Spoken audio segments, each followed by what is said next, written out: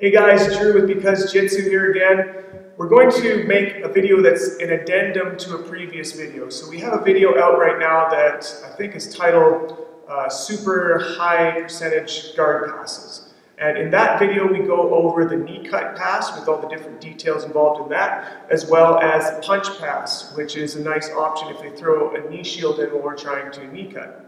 So if you haven't watched that video already, I'd suggest watching that first, because this one is going to add some advanced options to those situations that can give you some different ideas, different directions that you can take these passes. Whether or not they force you to make this or you choose to make these options, it'll give you a wider variety for this passing system. Alright, so for our first one here, we're starting with a knee cut, but the shield comes in here where we would usually start our punch pass. What I'm going to do here though is I'm going to set up my punch pass and change directions partway.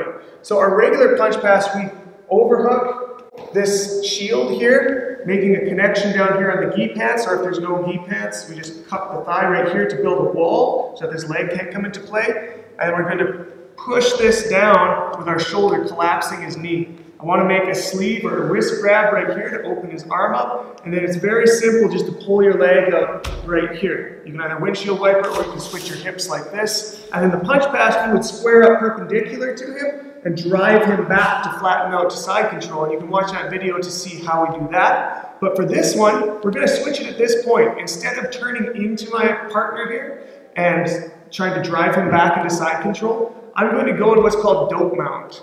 And this is a position that's similar to a leg drag position, but my legs are opposite. And because of the way that they're situated, I can literally sit in dope mount and pull myself up into mount, circumventing the guard and getting right to mount. In a point scoring situation, this is a 7-point move. So we've cut our knee out, or we've windshield wiped our knee out over here. I'll lift my shoulders so you can see what I'm going to do. My hand right now is laced right now, punching to the ground. I'm going to take this knee and put it right where my arm is right here. Like this, driving into the dope mount. At this point, I want to keep my chest down low over his leg. I don't want to posture up where this can come back into play. I'm going to keep low, and I'm going to take this arm, underhook, and get a seatbelt grip right here on his front, under his head, under his arm, keeping heavy chest pressure, and I'm literally just going to drive both knees along the ground, pulling myself up into mount. So again, we're stapling, he's got the shield in, I'm going to overhook, smash that down, get my leg up. Instead of coming to side control, I'm going to opt to go to dope mount. So I'm going to spear my knee down where my hand is, then reach underneath, making a connection, driving heavy over top of that leg to end up in full mount.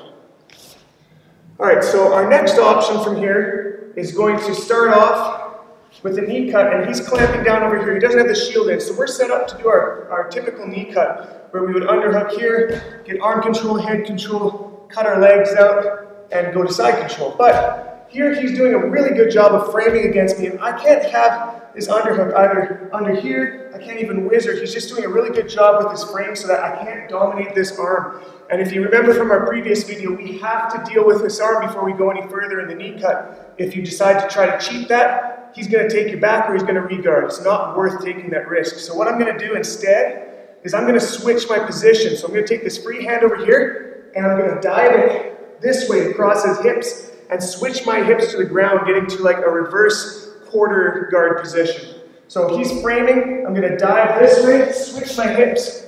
So now he's only got my shin down here, which makes it a quarter guard. It's not a full half guard. All I have to do is free this foot, but he's going to be clamping down pretty heavily.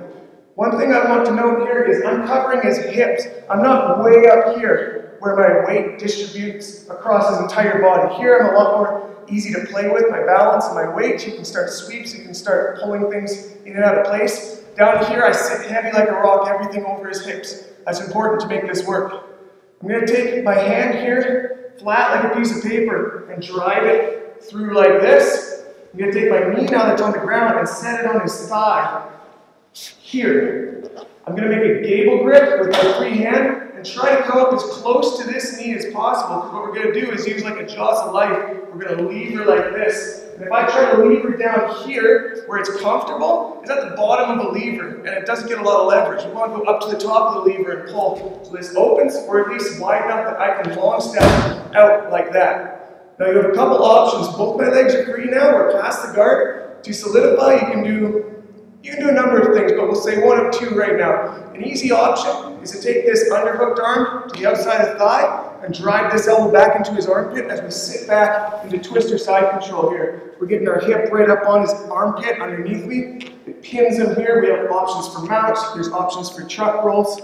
But we've passed, we've got side control. Or we're here and we can just take this one out and switch our hips back to get into this sort of situation. Here, here, here. We're past the guard. So one last time here, we're cutting through. He's got the knee cut clamped and he's framing really hard right here, so I can't deal with this arm properly. What I'm gonna do is take this, dive through, switch my hips, bring this through tight, nice and flat. You can't really make a fist and come through. You gotta be flat, come underneath, put my knee on top, clamp, come up by the knee, pull, long step. We can come here, we can come here, here. All sorts of ways to control once we're past. All right, the last option we're going to go over is going to put you in a position for a back take.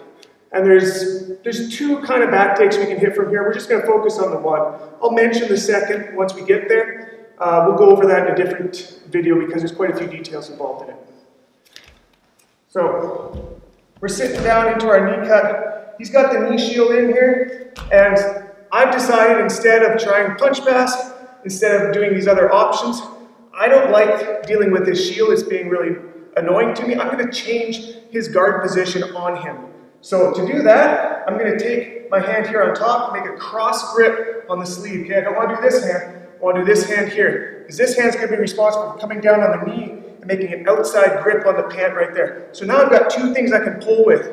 I'm going to straighten up and pull his guard in the other direction, sitting on his thigh. So now this is not a knee cut anymore. This is a 3/4 mount. Okay, he's only holding on to my foot back here. And I'm going to take this arm that I already dragged over with the cross grip and come to a gift wrap here. So now his arm is tied up. I'm going to set this tight against his back and go for a chair sit back take by sitting back, rolling him over, and getting my second hook. We'll do this from a different angle here so you can see what's happening behind him. So again, we're coming here, he's got the shield in, to make that cross grip on the sleeve, grabbing the outside of the knee, shuffling over, and I have to punch his knee behind my hips. I can't put it in front right here. I'm forcing it behind so that when my knee hits the ground, now all he's got is my ankle, I'm sitting weight on his thigh. Now, I mentioned there was a second back take from here. Before we finish our back take, I'll mention what it is. If you are a 10th planet practitioner, you know it as a samurai roll, where you can shoulder roll in this direction and basically roll into a truck style back take. We'll cover that in a different video. But here, since I'm sitting on the thigh so we can't get either of these legs activated again, I've got my cross grip. I'm going to reach around, making that into a gift wrap, setting my shin tight against his scapula right back by his back here, coming around to make a seatbelt grip, rolling over. Now, I want to swing this second hook in as I roll, but if this knee is up tight like that, I'm just going to make what's called a half back here, where I'm just getting like a half guard from the back on that one leg. It's not going to be worth points, but it's going to keep you situated on the back with some control until you can get that second hook. And to get that second hook, I've got control here. I'm going to make my seatbelt grip, and I'm going to stretch him out like this, and then swing that second one in and get my points. So there we go, we've got 3 more advanced options from the knee cut and punch pass situation. This should help really round out those options. I consider really vital passes. They're very, very high percentage, and now you've got a bunch of different options to make them that much more lethal when you're rolling. So I hope you like this video. Feel free to like, subscribe, drop any comments or questions in the comment section, and we'll see you on the next one.